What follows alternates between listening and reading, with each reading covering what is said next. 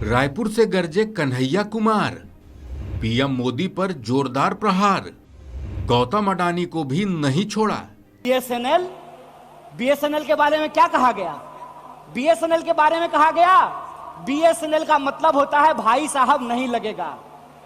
अरे भाई साहब नहीं लगेगा तो आप मुझे बताइए कि जियो धन धनाधन कैसे करेगा? यह सवाल आज इस देश के सामने खड़ा है। जब देश में नहीं होगा एयर इंडिया तो आप बताइए क्या करेंगे ज्योतिरादित्य सिंधिया?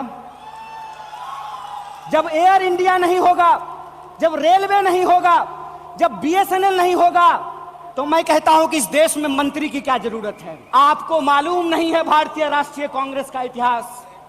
आपके पुरखों ने जिन अंग्रेजों की चापलूसी की थी, उन अंग्रेजों से लड़ करके हमने इस देश को आजादी दिलाई। इस बात को याद रखिएगा।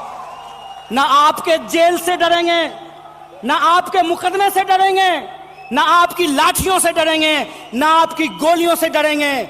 भारतीय राष्ट्रीय कांग्रेस इस देश की पार्टी है और इस देश के हकूक के लिए लड़ती रहेगी। इस बात को याद रखिएगा।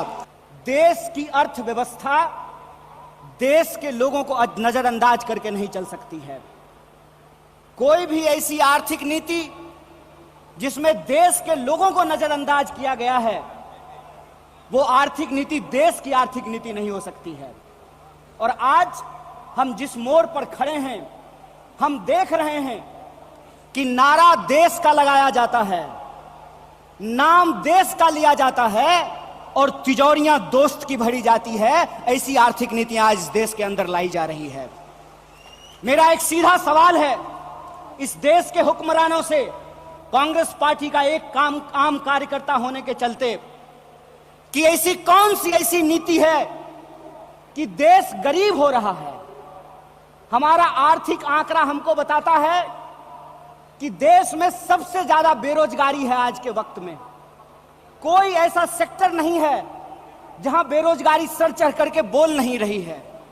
आप तमाम सर्वे उठा करके देख लीजिए, लगातार अमीर और गरीब की खाई बढ़ती जा रही है।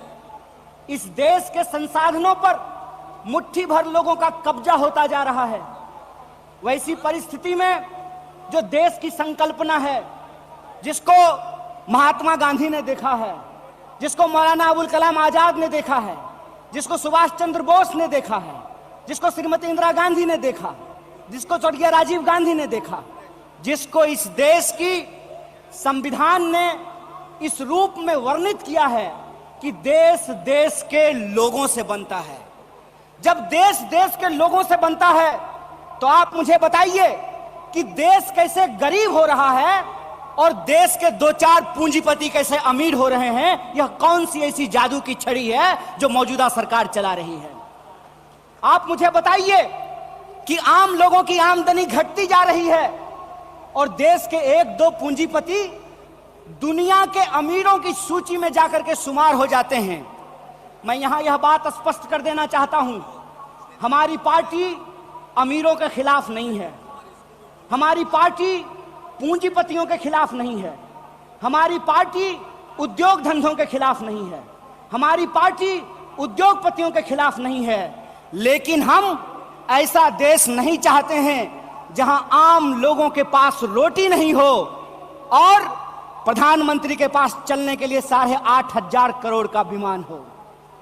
हम ऐसा देश नहीं चाहते हैं कि इस देश के आम लोगों के हाथ में शिक्षा नहीं हो, कलम नहीं हो, स्लेट नहीं हो, कंप्यूटर नहीं हो, मोबाइल नहीं हो और इस देश की जो सरकारी संपत्तियां हैं, बीएसएनएल के बारे में क्या कहा गया?